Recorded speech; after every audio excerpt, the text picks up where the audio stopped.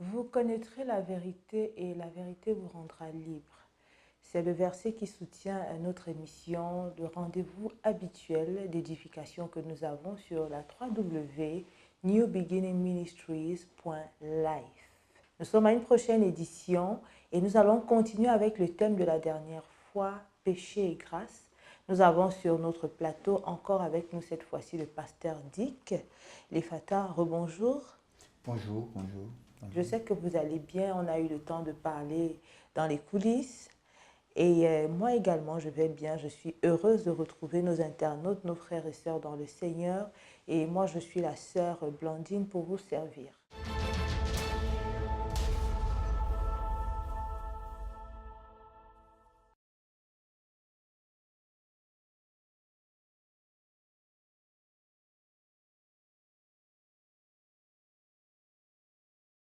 Est-ce que la grâce ne pourrait pas nous donner l'impression qu'il faut tolérer le péché parce que nous voyons que nous servons un Dieu qui est amour, un Dieu qui est compatissant, un Dieu qui est miséricordieux. Est-ce que quelque part, ça ne voudrait donc pas dire qu'il a fini par tolérer le péché? Absolument pas. Mais la nature de Dieu, c'est la compassion. La nature de Dieu, c'est l'amour. Il a compris que le péché est déjà un maître sur nos vies. Un maître dur, sévère, un maître qui nous maltraite. Et Dieu a compris que tout ce qu'il nous faut pour sortir de là, c'est l'amour. Et il a rendu ça disponible. Cet amour est tellement grand et tellement fort que c'est difficile à l'être humain de raisonner, de le comprendre. Dieu pense à la façon dont le péché détruit nos vies. Et nous offre la grâce. Toute personne qui connaît ce que le péché est et ce que le péché provoque dans sa vie ne peut pas s'amuser avec la grâce. Parce qu'il sait que c'est la grâce. Et Jésus a enseigné sur la grâce en disant quelque chose de très précis. Il a dit qu'un homme avait mal géré ses biens, tellement mal fait les choses, qu'on lui a dit, rends compte de ta gestion. Non seulement rends compte de ta gestion, voilà une autre chose que tu vas aussi faire. Tu vas aller en prison et tes enfants vont être vendus comme esclaves. Pourquoi? Parce qu'il devait de l'argent et il n'avait pas réussi à payer l'argent. Et le roi lui a dit, ok, je renonce à te punir pour tes fautes. Je te libère, je te fais grâce. Et l'homme, ses dettes, tout a été effacé, totalement. Et Jésus dit que l'homme là avait quelqu'un d'autre qui lui devait de l'argent, juste un peu. Et quand l'homme là est rentré, qu'est-ce qu'il a fait? Lui, il a cherché à l'attraper, celui qui l'avait... au point où son propre chef a dit, mais moi, toi qui me devais autant d'argent, je t'ai fait grâce, je n'ai pas vendu ta main. Toi, tu ne peux pas faire grâce aux autres. C'est la puissance du pardon de Dieu. Plus il n'est pas mérité, plus il est grand. Pour ceux qui savent le voir. La vérité est que si un homme à qui Dieu a fait grâce prend la grâce comme l'opportunité de faire n'importe quoi, alors il ne sait pas ce que la grâce est. Et la Bible dit, comment donc échapperons-nous si nous négligeons un si grand salut? Et la Bible continue en disant, c'est une chose terrible de tomber entre les mains du Dieu vivant. Parce que si tu rejettes la grâce, si tu utilises la grâce pour continuer dans le péché, tu l'as rejetée. La grâce n'aura plus aucune importance. La grâce ne fera plus rien dans ta vie. Pourquoi? Parce que tu ne l'as pas laissé travailler et faire l'œuvre qu'elle doit faire pleinement et entièrement en toi. La grâce est, s'il n'y avait pas la grâce, qu'est-ce que nous? Ce serait peut-être ceux qui prient beaucoup qui seraient sauvés. Ou ceux qui vont tous les jours, peut-être qui vont trop à l'église. Ou ceux qui ne mentent pas. Ou ceux qui ne font pas ceci. Mais la grâce dit que tu as menti, il n'y a pas de problème. Tu as avorté, il n'y a pas de problème. Tu as tué même 100 millions de personnes, il n'y a pas de problème. Parce que tu étais sous l'emprise du péché. Dieu dit, Jésus a pris ça sur la croix. Maintenant, une personne qui ne te connaissait pas, ou que tu n'as pas connu, mais qui a dit, non, ne le tuez pas, je prends sa place. Une personne qui a reçu la grâce doit passer toute la vie, toute l'éternité à remercier Dieu et à chercher à le connaître. Et pour savoir qu'est-ce qui s'est passé, comment tu m'as aimé à ce point.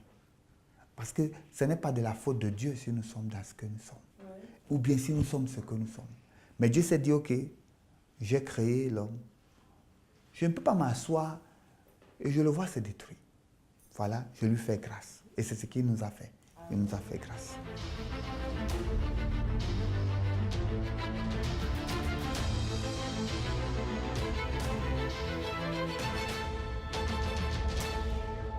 La grâce de Dieu, selon moi, se manifeste par exemple par le fait de se lever chaque matin, de se mettre debout sur ses deux pieds, de respirer. Ça, c'est une grâce.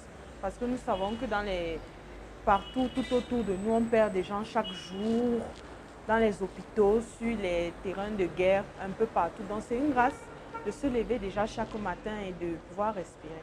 La grâce de Dieu peut m'amener à ne plus pécher, mais je pense que c'est une décision personnelle. C'est une décision personnelle parce qu'il y a des gens qui savent que Dieu leur accorde des grâces, mais ils continuent par exemple de faire du mal aux autres, de faire du mal aux gens qui sont autour de soi, d'eux par exemple.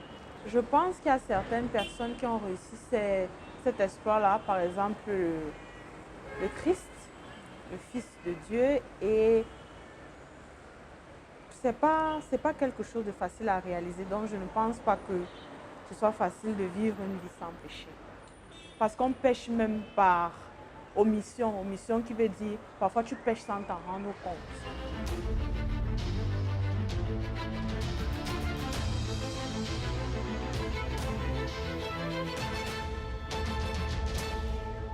Alors moi j'ai une autre question aussi par rapport à la grâce. Vous avez dit dans un de vos précédents propos que la grâce ne demande pas des efforts. Alors lorsque le Seigneur nous a fait grâce, que nous avons pu être sauvés, nous sommes sauvés par le sacrifice de Jésus, nous sommes venus à Christ, nous sommes nés de nouveau, le Seigneur nous a fait grâce, il a, comment on dit ça? En anglais on dit overlooked, je crois. Il n'a plus considéré notre condition passée, toute chose est devenue nouvelle, nous vivons en nouveauté de vie et tout. Et par la grâce, il ne s'agit pas du nombre de nos prières, il ne s'agit pas de tous nos signes de piété et toutes ces choses. Mais est-ce que ce n'est quand même pas nécessaire? Est-ce que la grâce vient nous rendre paresseux dans notre marche avec le Seigneur? Est-ce qu'il nous faut toujours, parce que ça devient inutile de prier tous les jours, de prier plusieurs fois par jour? Est-ce que ça devient inutile de faire tous ces actes, de manifester tous ces actes d'adoration, tous ces actes d'obéissance à Dieu qui montrent notre appartenance? Est-ce que la grâce nous rend exempts de tout ça? C'est une excellente question. Premièrement, il faut comprendre la grâce comme un don inconditionnel. Ça veut dire qu'il n'était pas demandé quelque chose en retour. C'est un acte d'amour, c'est un acte de compassion, c'est un acte de la miséricorde souveraine de Dieu. C'est, comment je vais appeler ça, un acte souverain de Dieu. C'est pour le salut, pour le problème du péché dans sa racine. L'homme ne peut rien faire pour en être libéré. Un homme ne peut pas sortir du péché. Il ne peut pas se libérer du péché. Le péché sera toujours un problème. Jusqu'à ce que la grâce intervienne. Quand l'homme maintenant est délivré du péché par la foi au moyen de la grâce, c'est d'ailleurs pourquoi le seul moyen d'avoir accès à la grâce, c'est pas la foi. Ça veut dire que la grâce, tu n'as pas besoin de la voir ou de la sentir, mais elle est là. C'est-à-dire, c'est comme quelqu'un, comme je peux dire, tu es un président de la République et tu as les services secrets qui veillent sur toi. Que tu les vois, que tu ne les vois pas, ils sont là. Tu sais que si quelque chose arrive, ils vont apparaître. Pourquoi? Parce que tu n'es pas sous la loi, mais tu es sous la grâce. Maintenant, il y a ce qu'on appelle comprendre la grâce pour vivre sous elle. Par exemple, Jésus a expliqué au sujet notamment de l'immoralité ou de la fornication ou de l'adultère. Il dit que si tu as la pensée de l'adultère. Il dit que tu as commis l'adultère dans le cœur. À ce moment-là, le problème n'est pas la pensée de l'adultère. Le problème, c'est le cœur. Pourquoi? Parce que les ravages du péché peuvent être tellement profonds qu'il faut maintenant ce qu'on appelle une transformation ou un changement de nature. C'est pour ça que je parlais d'être une nouvelle créature. Et la nouvelle création, c'est un processus de la même manière que l'ancienne création en était un. Ça veut dire que la création ne s'est pas faite en un temps, 3 mouvements, on a tapé les mains et puis tout a été créé. Il y a eu le premier jour, le matin, le soir, le deuxième jour, le matin et le soir. Bref, étape par étape, les choses se faisaient. Et effectivement, parvenir, je vais dire, à la libération complète du péché avec ses tenants et ses aboutissants est le fruit d'un processus qu'on appelle la rédemption. Parce que la Bible dit qu'après maintenant avoir été délivré du péché, maintenant nous devons vivre. Parce que je vais vous dire, si vous avez tué des gens, Dieu vous pardonne. Ok? Dieu vous pardonne de ça. Mais vous vivez avec les conséquences de cela. La personne que vous avez tuée ne reviendra pas à la vie parce que Dieu vous a pardonné. Ce que ça a provoqué dans sa famille comme dégâts et ce que ça provoque dans votre vie comme dégâts et comme autre, vous allez vivre avec. Ça, c'est un fait. Parce qu'il y a un acte qui a été posé. Maintenant, Dieu arrête les frais parce qu'il change la courbe de votre vie. Encore faut-il savoir ce que Dieu a fait et marcher en cela. Qu'est-ce que j'essaie de dire concernant les prières, concernant les actes de piété, concernant la dévotion et toutes ces choses? Ceci n'a rien à voir, dans un premier temps, avec le fait de mériter la grâce. Parce que la Bible dit, vous êtes sauvés afin que personne ne se glorifie, vous êtes sauvés par la grâce. Donc ce n'est pas, personne ne doit taper la main sur la poitrine en disant j'ai beaucoup prié, j'ai fait ceci, j'ai fait cela, j'ai fait ça. À cause de tout ça, Dieu va bien me regarder. Non. Parce que ce n'est pas ça que Dieu regarde. Dieu regarde le cœur. Maintenant, si véritablement on vous a fait grâce et que vous compreniez ce que c'est à vous maintenant de ne plus revenir parce que vous ne savez pas si la grâce sera à nouveau disponible. C'est comme quelqu'un qu'on a lavé. Vous n'allez pas repartir dans l'ancienne vie. Maintenant, c'est un peu comme quelqu'un qu'on a sorti de l'eau, qui se noyait. On va lui dire, ok, maintenant mon cher, comme tu ne sais pas nager, on ne reste plus à côté. Fais attention à ceci, fais attention à cela. Ce sont ces choses qui sont maintenant la nouvelle marche et la nouvelle vie du chrétien. Il doit faire attention, il doit veiller sur lui-même, comme la Bible dit, il doit prier sans cesse. Mais ces choses sont dans le cadre d'une nouvelle relation avec Dieu, d'une communion avec Dieu et d'un apprentissage qui se fait étape par étape. C'est processuel, ce n'est vraiment pas une marche forcée. C'est quelque chose qu'il faut comprendre pour bien faire. Et Dieu ne cherche pas des robots, il faut qu'on le sache. Dieu nous a aimés librement. Dieu veut qu'on l'aime de la même manière. S'il nous a fait grâce, c'est pour que nous on la saisisse et qu'on marche avec. Si on ne comprend pas la grâce, ça ne change pas la grâce. La grâce sera toujours la grâce. La Bible dit, même si nous sommes infidèles, Dieu reste fidèle. Voilà. Donc la grâce ne va pas changer. Mais le comportement des uns et des autres montrera s'ils ont accepté la grâce ou s'ils ont refoulé la grâce. Parce que Jésus ne reviendra pas mourir. Alors, si Jésus est mort une fois, lorsque Dieu t'a fait grâce, comprends qu'il t'a fait grâce. Et comme Jésus avait dit à la femme surprise en flagrant délit d'adultère, va et ne pêche plus. Ça veut dire que je t'ai sauvé, je t'ai libéré, mais comme tu es libre maintenant. Parce que la prochaine fois, je ne serai pas là. Peut-être qu'on va t'attraper sur le mari de quelqu'un. Eh bien, on va te tuer là-bas parce qu'on a su que je t'ai sauvé. Donc, va et ne pêche plus. Il savait que cette femme qu'il a sortie entre les mains de persécuteurs, personne ne peut plus lui lancer une pierre. Parce qu'il avait dit, celui qui est pur, qui n'a jamais commis de péché, qui lève la première pierre.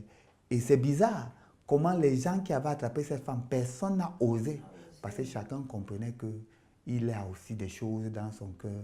Chacun a son squelette dans le placard. Et personne n'a osé lapider la femme. Mais je vous assure, si on retrouvait la femme là sur un autre monsieur, on dirait que mais finalement, c'est une habitude, c'est un travail. Et on allait la lapider sans l'amener à Jésus. Oh, c'est à Jésus qu'elle a eu la grâce. Et il faut qu'elle suive ce que Jésus a dit. Jésus dit, va, ne pêche plus. À d'autres personnes, Jésus a dit, va, ne pêche plus de peur qu'il t'arrive quelque chose de pire. Et pour finir, je voudrais dire que Jésus explique cela quand il parle de la démonologie et du fait de chasser les esprits. Parce que c'est toujours une grâce que Dieu nous accorde. Lorsque la grâce de Dieu entre dans notre vie, Satan perd sa force sur notre vie. Les mauvais esprits perdent leur influence sur notre vie. Mais le vrai problème est justement la compréhension de la grâce, comme vous étiez en train de dire tout à l'heure. Qu'est-ce qui se passe? Jésus dit l'esprit qu'on chasse, que l'exorciste ou le démonologue ou le chasseur d'esprit qui chasse, sort de ce corps et tout, l'esprit sort. Il va dans les lieux arides. Et il faut comprendre que l'esprit ne sort pas pour rien, l'esprit sort parce que c'est au nom de Jésus. Ça veut dire que c'est la grâce qu'il y a dans ce nom. Il sort, il va dans les lieux arides et il ne trouve pas le repos. Quand il ne trouve pas le repos, qu'est-ce que l'esprit fait? L'esprit dit, je reviens vers le corps que j'ai laissé. Et la Bible dit que s'il revient, il trouve que le corps est balayé. En d'autres termes, vous êtes revenu dans votre ancienne vie. Parce qu'un mauvais esprit vit dans un péché entretenu ou dans un écart ou dans une mauvaise attitude. C'est ça qui donne à cet esprit la force de rester en vous. Alors si on chasse l'esprit, on ne change pas ta nature, eh bien l'esprit reviendra. Et quand l'esprit revient, Jésus dit, l'esprit n'entrera pas seul. Il ira chercher 7 autres plus méchants que lui. Et la condition de cet homme sera pire. Ce qui veut dire que si quelqu'un, on lui a fait grâce, il doit faire attention. La grâce, c'est un chemin encore plus glissant. C'est vrai que c'est extraordinaire, parce que c'est la grâce. Et il nous fallait ça, parce que la loi ne nous a pas aidés. Au temps de Moïse, c'était œil pour œil, dent pour dent. Si tu as fait ceci, on te tue. Tu as fait cela, on te tue. Tu n'es pas bien, tu meurs. Tu n'es pas... Il n'y avait pas de possibilité d'être sauvé. Il n'y avait pas moyen. Les prophètes ont essayé. Tout le monde a essayé, mais c'était difficile. Beaucoup de règles, beaucoup de ceci, beaucoup de cela. Et Jésus a dit, venez à moi. Je suis le chemin, la vérité, la vie. Vous me suivez. On va aller doucement, doucement. Moi-même, je porte vos fardeaux. Maintenant, pour le reste, marchez avec moi, parce que sans moi, vous ne pouvez rien faire. C'est ça la grâce. La grâce n'est pas un billet aller simple. Bon. Tu vas seulement partir, il n'y a pas de conséquences. Mais tu dois comprendre que si tu as eu la grâce, eh bien, tu dois la valoriser. Sinon, eh bien, la grâce va passer et il ne te restera plus rien. Oui, c'est très édifiant, vraiment. Je suis particulièrement touchée et je rends grâce à Dieu, je remercie le Seigneur pour cette grâce qu'il m'a offerte à moi déjà, parce que autrefois, vraiment être perdu, c'est le moins qu'on puisse dire, hein. C'est vraiment être dans le chaos total, dans le chaos terrible, et puis on avait tendance à vouloir se justifier parce que on vit... quand vous êtes moraliste, des fois vous ne comprenez même pas que vous avez besoin de la grâce, et vous n'avez peut-être pas le passé d'une prostituée, d'un ivrogne et tout, et vous vivez dans une forme de moralisme qui vous donne malheureusement le droit de regarder de haut d'autres personnes. Parce qu'en réalité, quand on va dans le fond, être moraliste ne vous exempte pas de péché. Il y a cette nature qui est toujours là.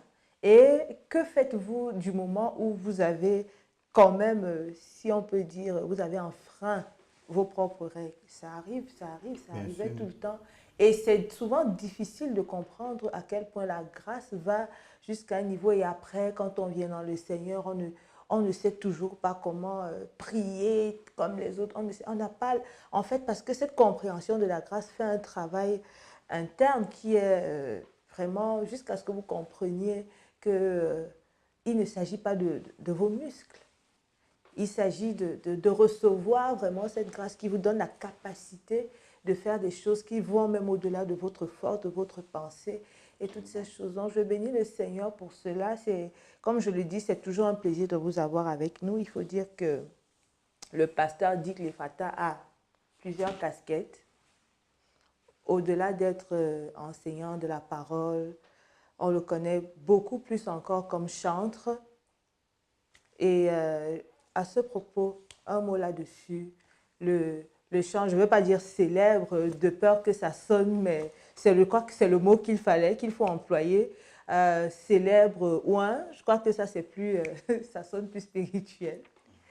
Alors, un mot là-dessus, comment a été votre parcours jusque-là? Qui est Dick Lefata dans son ensemble?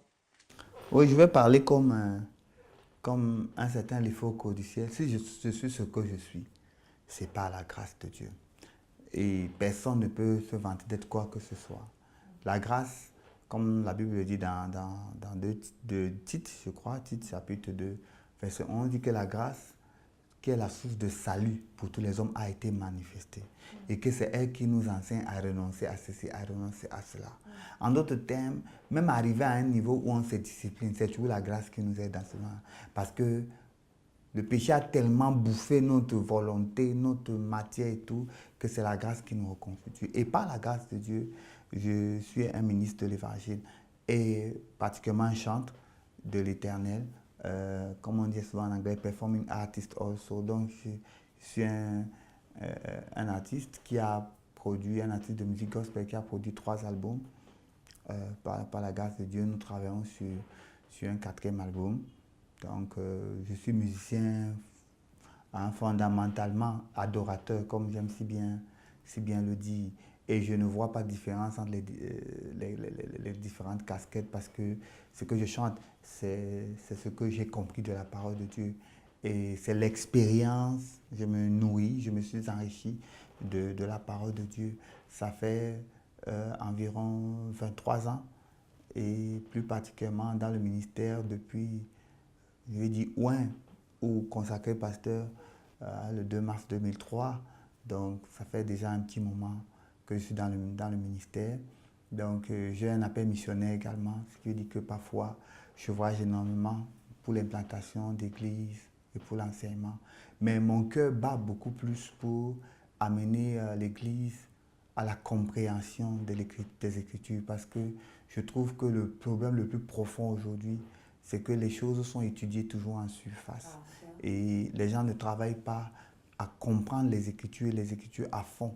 Et dans mes chansons, comme dans mes enseignements, j'ai le souci de chercher un peu plus en profondeur. Et ce n'est pas facile. On nous a présenté le salut ou bien l'évangile d'une certaine manière. Et c'est un message que je passe à tout le monde. Chacun de nous doit méditer sur son salut et le comprendre afin de l'enrichir. C'est comme ça que moi je l'ai fait. J'ai écouté les enseignements, j'ai lu la Bible moi-même. Moi-même aussi j'ai prié, moi-même aussi j'ai cherché. Je me suis confronté à des problèmes dans ma vie chrétienne et ça m'a amené à travailler dessus. Notamment le problème du péché.